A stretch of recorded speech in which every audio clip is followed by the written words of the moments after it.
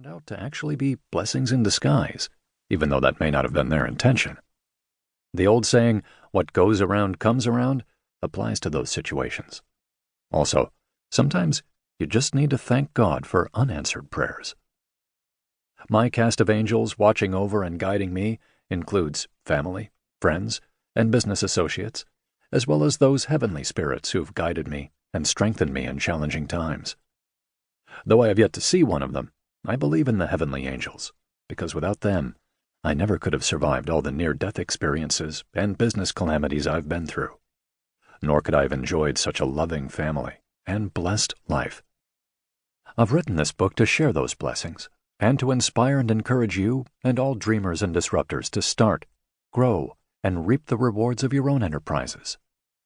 In this book, I will provide you with the nuts and bolts, the nitty-gritty of cash flow and market share, as well as the hard-earned lessons I've learned over more than 50 years as an entrepreneur in a wide range of fields. I've made a lot of money with successful businesses. I've also gone through times when it looked like I might lose both my businesses and my wealth. I survived those difficult and scary times because my family and friends rallied around me. My angels. You too will need angels by your side if you are to succeed in business and reap the full financial and personal rewards of your efforts. You will need the love and support of a life partner, family, friends, and other individuals, and also those unseen guardians who will show up in the darkest of times and guide you through. My advice, then, is to recruit your own angels as avidly as you recruit business partners, great team members, and long-term customers and clients. Build trusting and mutually supportive relationships by treating everyone you encounter with humility, respect, honesty, and kindness. I believe that if you share your gifts unselfishly and focus on serving others as you build your business, you will have no regrets. That doesn't mean you should allow anyone to take advantage of you or steal from you, however. I've been known to play hardball when the situation demands it. But my goal with every deal is to be fair with everyone involved by creating win-win situations. Do not make the mistake of thinking that the entrepreneurial life is just about building a pile of money, though. That is a recipe for a lonely life, even if you end up with a mountain of cash. For me and most of my entrepreneurial friends and family members, creating businesses is about using our talents and energy to build something of value that benefits our families and our employees, while also impacting our communities and our world in a positive way. I've known a few driven entrepreneurs who've attained enormous wealth, only to wonder why their palatial homes and expensive collections of cars and wine haven't brought them the joy and peace they felt they deserved. They'd worked hard and succeeded on many levels, except when it came to their relationships and their souls. Without the angels in my life, I might have become one of those lonely entrepreneurs.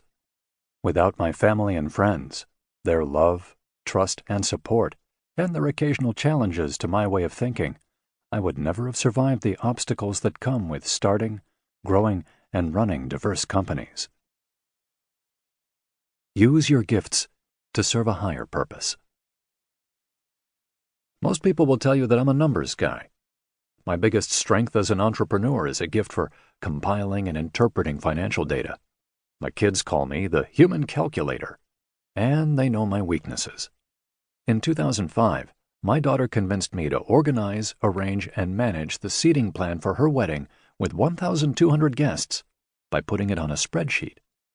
She knew that I love playing with them, and it helped us track the ever-changing list, thanks to guest preferences and schedule shifts.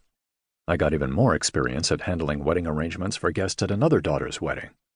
I somehow had to figure out how to strategically seat 3 guests who were running against each other in a primary for the U.S. Senate.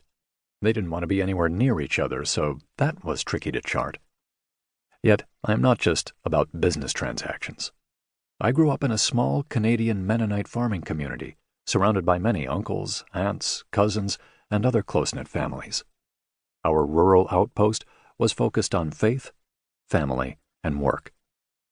Service to others was central to our beliefs and part of our daily lifestyle.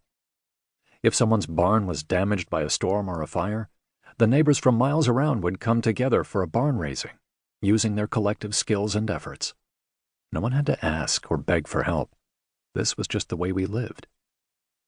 We knew that by joining forces and working